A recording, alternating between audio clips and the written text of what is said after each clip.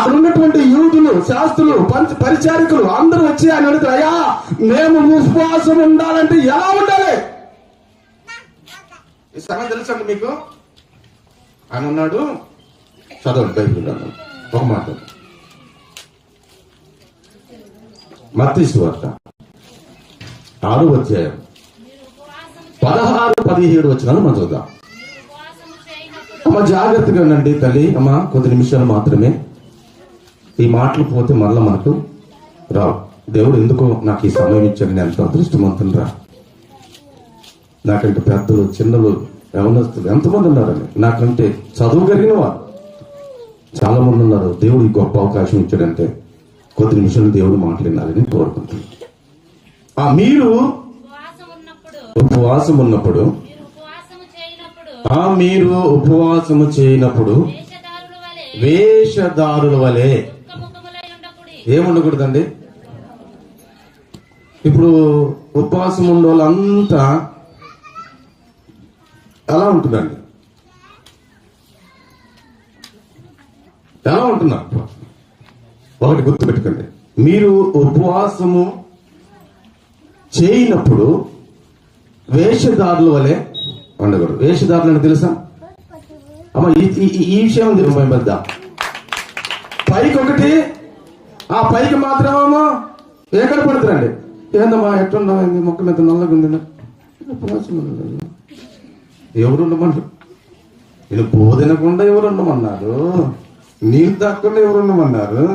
మళ్ళీ ఉపవాసం అని ఎవరు చెప్పమన్నారు? సరే అంతవరకు ఒకటి గుర్తుపెట్టుకో. ఇంకా తాము ఉపవాసము చేయుచున్నట్లు మనుషులకు కనబడవలనని వారు తమ ముఖములను, అది ఈ ఉపవాసం ఏదండి? తిమ్మోతి గారు ఏమన్నా అయ్యగారు, ఈ ఉపవాసం ఏది?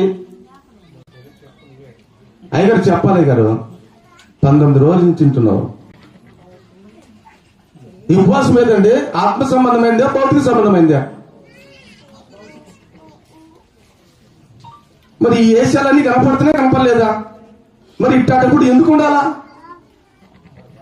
ఆ పైకి పోయిన తర్వాత ఒక మాట అన్నావు, ఇవన్నీ చేస్తూ మీ రహస్యమందు ఉన్నటువంటి తండ్రికి మాత్రమే కనాలి. మీ గదిలోనికి వెళ్ళండి, నువ్వు ముఖం కడుక్కోనండి. ఇంకేం చేయాలంట? కాదు, తలంటు కావాలంట. మీరు ప్రార్థన చేయనప్పుడు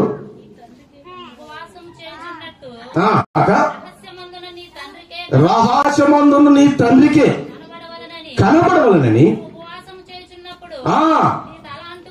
అద్దుగమో. మరి ఉపవాసం 11 దినాలు 10 రోజులు. మరి పొద్దున్న లేచి ఎంతమంది స్నానం చేస్తారు, ఎంతమంది మరి మొహంగడికి నొత్తారు నాకైతే తెలియదు. అటు చేస్తారా? పొద్దున్నే లేచి మొహంగడికి అతడు మన వాళ్ళు బిల్డింగ్ ఇది మనకు, ఇది ఈ రూమ్ వరకు మనకు, ఆ బెడ్రూమ్ మన పిల్లలకు, అక్కడేమో ఏముండాలా? కిచెన్ ఉండాలి. ఈ పక్క మరి దేవుడికి ఒక రూమ్ ఉండాలి. బరాదే దేవుడికి రూమ్ ఏదండి? ఆడగట్టాల, ఏడగట్టాల, ఇది ఉండాలా, అది ఉండాలా, అట్టు ఉండాలా, ఇట్టు ఉండాలా, అన్నీ ఉండే. మరి దేవుడికి అదే. దేవుడు ఏమంటున్నాడు? రహస్యం అందున్నటువంటి దేవుడు నేనేం చేయాలంట? ఒక గదిలోనికి వెళ్ళి ఏం చేయాలిగా? మరి రేపు పొద్దున మిరపకాయ కోపం ఎదురు చూస్తుంది. కానీ ఆ పాస్టర్ గారు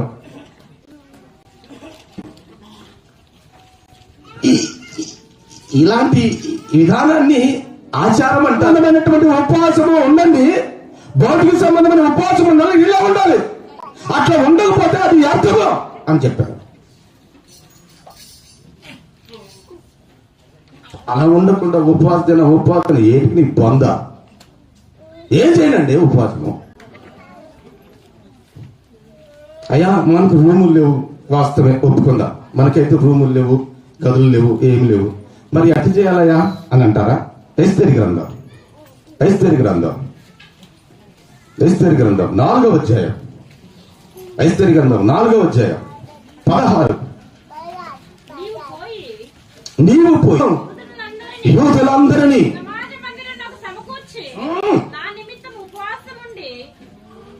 చాలా కూల్. ఇప్పుడు గదులు లేవు, మరి ఏం చేద్దాం ప్రార్థన? ఇప్పుడు ఎస్తేరు చెబుతుంది, మధ్యకైపోయి ఎస్తేరు చెప్పి రానే నువ్వు రాజు కోరి కోసమే బ్రతకదు. ఇప్పుడు మన జాతి మొత్తం చనిపోవడానికి ప్రారంభమైంది. ఆమాను మన జాతిని చంపడానికి ప్లాన్ వేశాడు. తల్లి ఈ విషయాన్ని జ్ఞాపకం చేసుకున్నాం. వెంటనే తన కూతురు అర్థం చేసుకుని, నానా ఎక్కడైతే మన జాతి ఉన్నదో, మన ప్రజలు ఉన్నారో వారందరి ఎక్కడ చదువుకోతున్నాడు? అదండి. ఇప్పుడు నీ గదులు లేవు, ఇల్లు లేదు, నువ్వు చేయడానికి ఇబ్బంది కలిగి ఉంది. ఇప్పుడు నువ్వు ఉపవాసం ఉంటున్నావే. ఇదిగో గొప్ప ఆలయం ఉందండి, ఊరు మొత్తానికి సాటిద్దాం. అబ్బాయి ఎవడైనా నిప్పేయద్దు, ఎవడో అన్నం వండొద్దు. 40 రోజులు వద్దు, 10 రోజులు వద్దు, 5 రోజులు వద్దు, 4 గంటలు ఉందాం నిప్పేయకుండా. ఇప్పుడు ప్రభువును అయ్యా నువ్వు ఖచ్చితంగా నా అవసరంతో తీర్థలో జనాలు నాశనమైపోతున్నారు, వ్యభిచారులు, దొంగలు అందరూ నీ దగ్గరికి రావడానికి పూర్వమైపోతున్నారు. దేవా అందరం కూర్చుందాం, ప్రార్థన చేద్దాం. దేవుడు ఆలకించడా?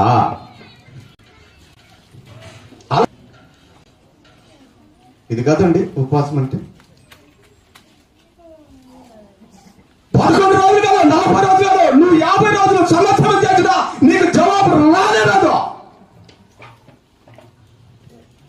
సమాజం అంతా నానా సమకూర్చి ఓ సమాజంలో కూర్చోబెట్టి మీరు ప్రార్థన చేయండి. ఎవరి కోసం చేయమండి? నా కోసము. ఇదేనండి చదవమా. ఎవరి నిమిత్తం అంట? ఇదేందండి ఇంత నేను. ఇప్పుడు మనం ఉండే ఉపవాసం ఎవరి కోసం అండి? అబ్బాయి కోసమా? ఎవరు సాల్మాన్ రాజు కోసమా? ఎవరి కోసము? అసలు ఏమి చెప్పటం లేదండి, రాంగా ఇది ఏమన్నంత. నా కోసం ఉండి మీరు ఉపవాసము ఉండి ప్రార్థన చేయమంటుంది. అక్కడ మనం అర్థం చేసుకోవాలండి. ఈమె ఎందుకు సమాజంలో కూడమందంటే గురుకమనిది. ఆ సమాజ మందిరం ఎక్కడ ఉందండి? ఇంత పెద్ద చర్చ ఉంటే ఎవరన్నా ఒక్కరోజు పిల్లల్ని వదిలిపెట్టి ఉండలేమా? పెద్దలున్నట్టు ఉండలేమా? ఊరు మొత్తం కలిసి ఒక్కరోజు ప్రార్థన చేయలేమా? అన్నం నీళ్ళు లేకుండా ఒక్కరోజు ఉండలేమా? 6 గంటలు మొదలు పెడదాం, 6 గంటలకు వదులుదాం. ఇక దేవుడు ఆలోచించడా?